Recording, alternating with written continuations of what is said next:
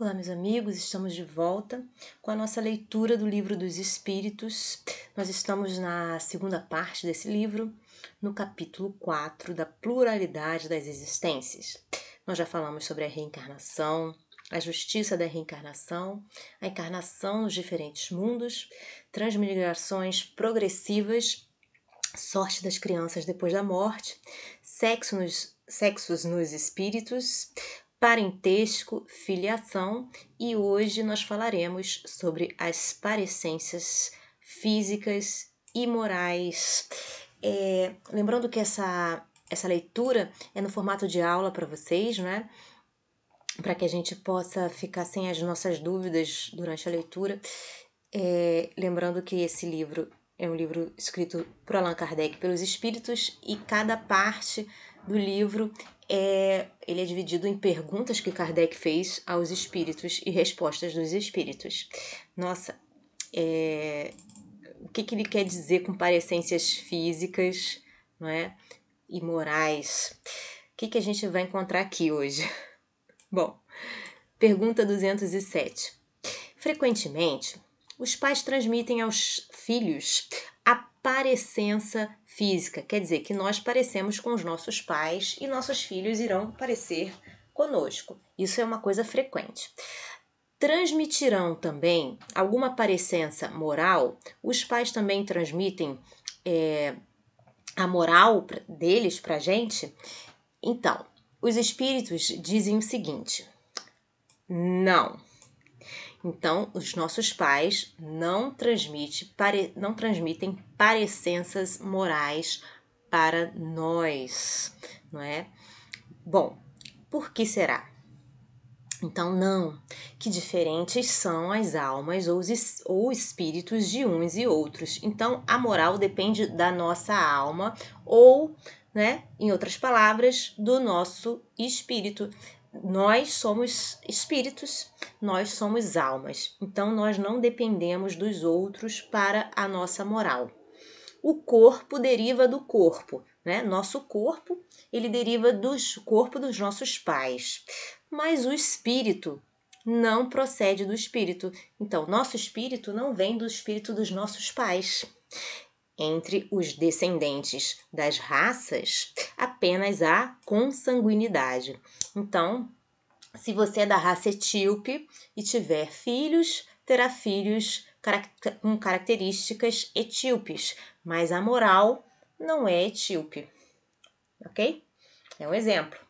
Bom, pergunta: de onde se originam as parecenças morais que costuma haver entre pais e filhos? Então, já que a moral não é transmitida, então por que uns são parecidos com os outros em matéria de moral? E aí os espíritos respondem: é que uns e outros são espíritos simpáticos que reciprocamente se atraíram pela analogia dos pendores. Então, o fato de você parecer moralmente com seu pai é porque você é simpático ao espírito do seu pai. Você gosta do espírito do seu pai e por isso escolheu ele como pai, né? Você tem coisas parecidas com ele, não exatamente iguais.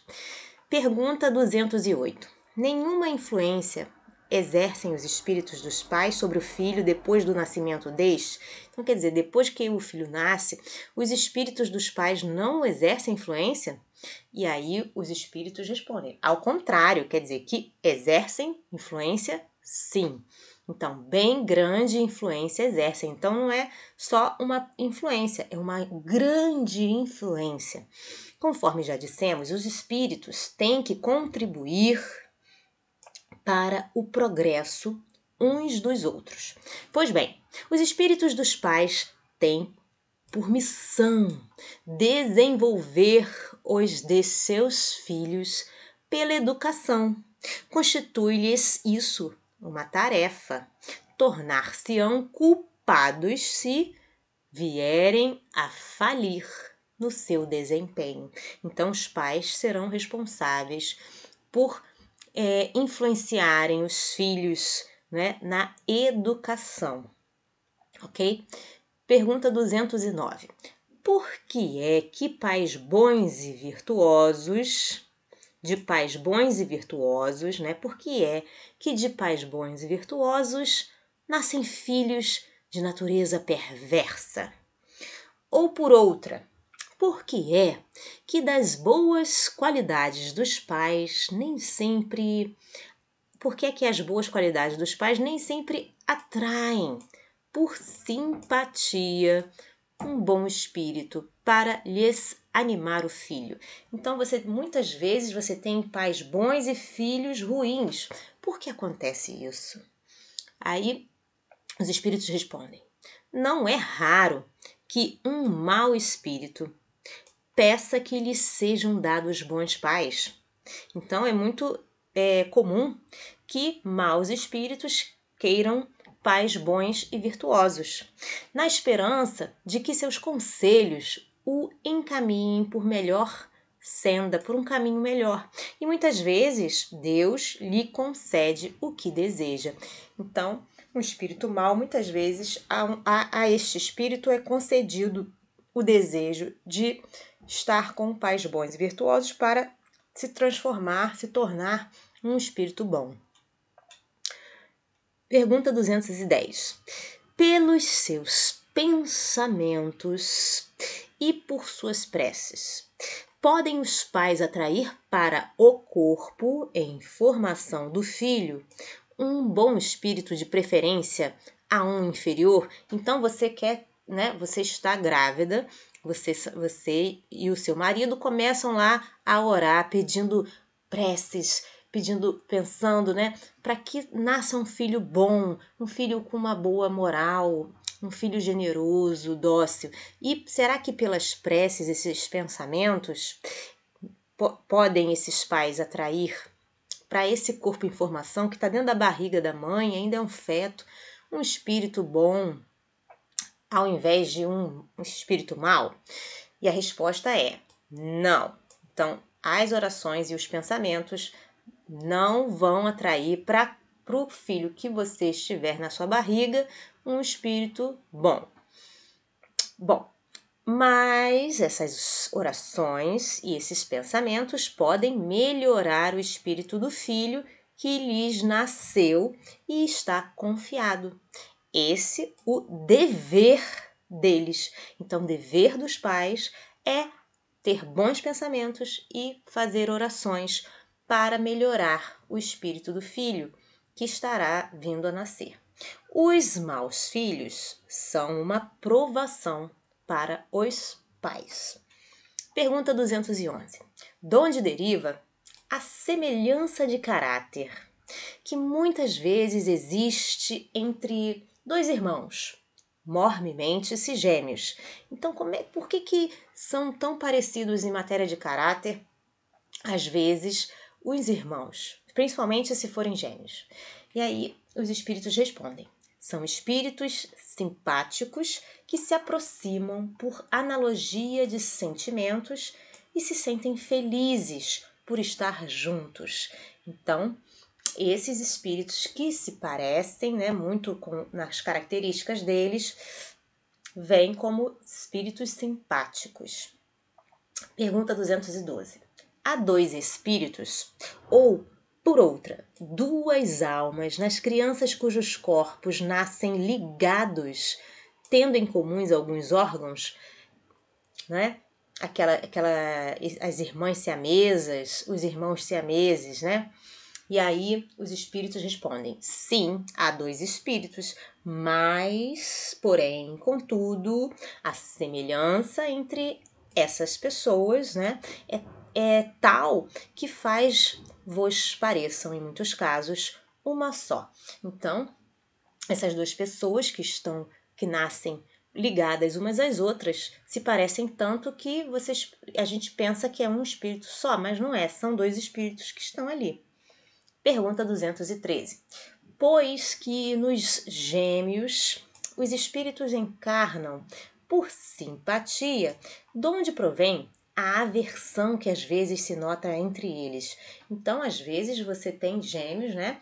E os dois se amam muito, mas às vezes você tem gêmeos que um odeia o outro. Então, por que isso acontece? E aí, os espíritos respondem: não é de regra que sejam simpáticos os espíritos dos gêmeos. Acontece também que espíritos maus entendam de lutar juntos no palco da vida. Então, dois espíritos maus podem sim ter realizado o pedido de encarnar, não é, em em irmãos gêmeos, em corpos de irmãos gêmeos, para lutarem juntos. Pergunta 214. Que se deve pensar dessas histórias de crianças que lutam no seio materno? E aí os espíritos respondem: lendas. Então isso é superstição, para significarem quão inveterado era o ódio que reciprocamente se votavam, figuram-no a se fazer sentir antes do nascimento delas. Em geral, não levais muito em conta as imagens poéticas. Bom, pergunta 215. Que é o que dá origem ao caráter distintivo que se nota em cada povo. Então, o que faz com que cada povo tenha as características diferentes, né, entre eles? E aí, os espíritos respondem. Também os espíritos se grupam em famílias, formando essas famílias, formando-as pela analogia de seus pendores, mais ou menos puros, conforme a elevação que tenham alcançado.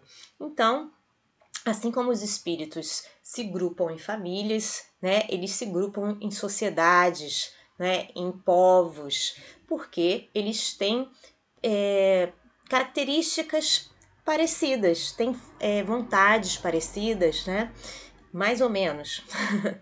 Bom, pois bem, um povo é uma grande família formada pela reunião de espíritos simpáticos, na tendência que apresentam os membros dessas famílias para se unirem é que está a origem da semelhança que, existindo entre os indivíduos, constitui o caráter distintivo de cada povo. Julgas que espíritos bons e humanitários procurem para nele encarnar um povo rude e grosseiro? Não. Os espíritos simpatizam com as coletividades, como simpatizam com os indivíduos. Naqueles em cujo seio se encontrem, eles se acham no meio que lhes é próprio. Então, cada um de nós escolhe o povo em que a gente reencarna, não é? De acordo com as nossas características. Pergunta 216. Em suas novas existências, conservará o espírito traços do caráter moral de suas existências anteriores?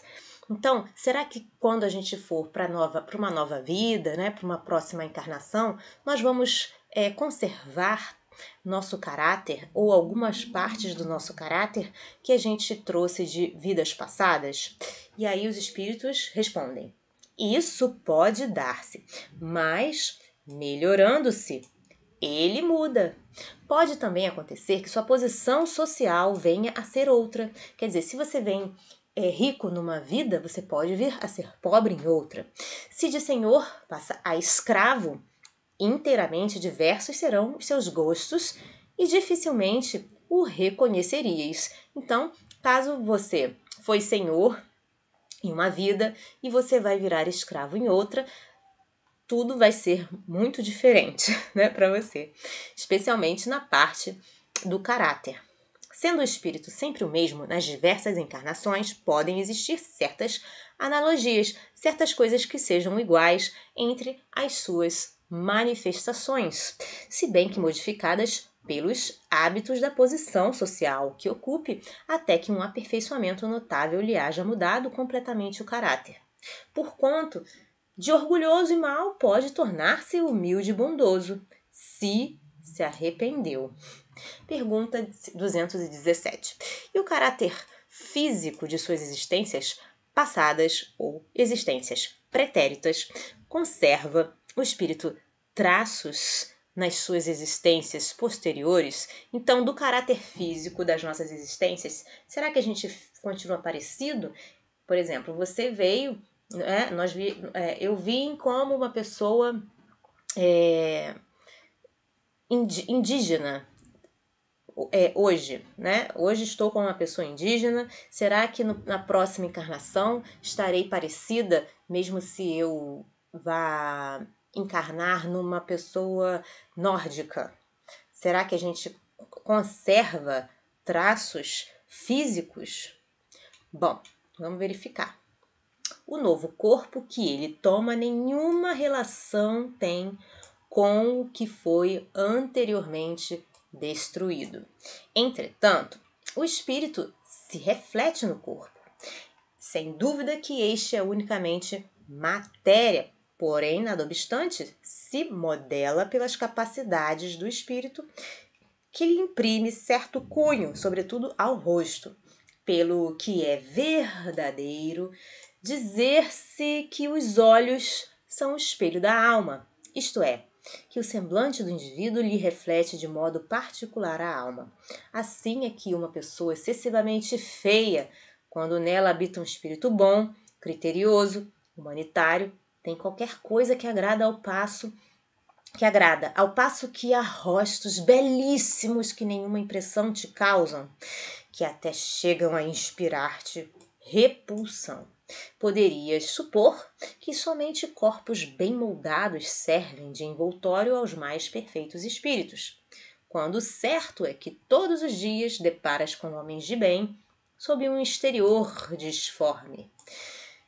Sem que haja pronunciada parecença, a semelhança dos gostos e das inclinações pode, portanto, dar lugar ao que se chama um ar de família. Então, nessa pergunta, né, se a gente continua com caráter físico, os espíritos respondem assim, olha, o olhar pode até ser o espelho da alma, mas a parte física não é. Então, resposta de Kardec. Nenhuma relação essencial, guardando o corpo, que a alma toma numa encarnação com o de que se revestiu em encarnação anterior. Então não tem nada a ver um corpo de uma vida com o corpo da outra, visto que aquele lhe pode vir de procedência muito diversa da deste. For absurdo pretender-se que numa série de existências haja uma semelhança que é inteiramente fortuita. Todavia, as qualidades do espírito frequentemente modificam os órgãos que lhe servem para as manifestações e lhe imprimem ao semblante físico e até ao conjunto de suas maneiras um cunho especial.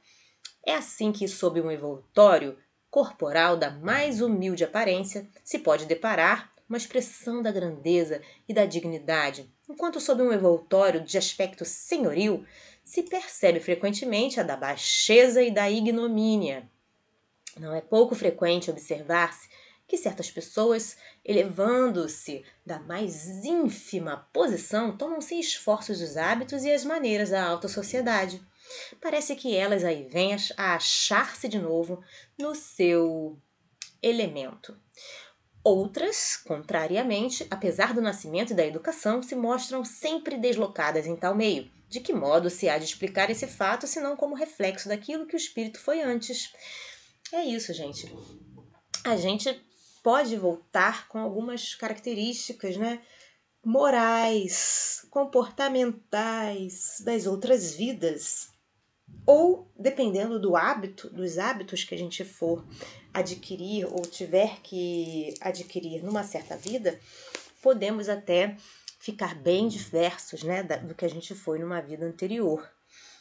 Mas na parte física, nós não herdamos nada de características físicas, entretanto, na parte da saúde do espírito, sim. Portanto, se você foi uma pessoa que comia muita porcaria numa vida, provavelmente na próxima vida você virá com um problema estomacal, né, com doenças relativas a parte gástrica ou a parte de filtragem ou a parte digestiva do seu organismo. Se você foi um fumante, né, numa vida anterior, você pode vir na próxima vida com problemas respiratórios e assim por diante. Nós herdamos, né, a nossa moral, nosso comportamento, as coisas que são de origem do nosso... daquilo que nós somos responsáveis, né? Não as características físicas, de beleza, feiura, né? Ou traços de raça, nada disso, ok? Bom, ficamos por aqui. Eu espero que vocês estejam gostando dessa aula ou dessa leitura tanto quanto eu. Se você gostou, dá o seu like, dá uma curtida no nosso vídeo, isso nos ajuda muito. Deixe comentários, suas perguntas são valiosas para a gente, pode ser uma dúvida nossa, uma dúvida dos nossos colegas, e ficaremos felizes em pesquisar para poder responder para vocês, o que quer que seja. Deixe sugestões também, isso é muito bom. Se inscrevam no nosso canal, apertem o sininho, né, para receberem notificações. Desejo a vocês um dia maravilhoso, Deus abençoe e até a próxima. Tchau, tchau!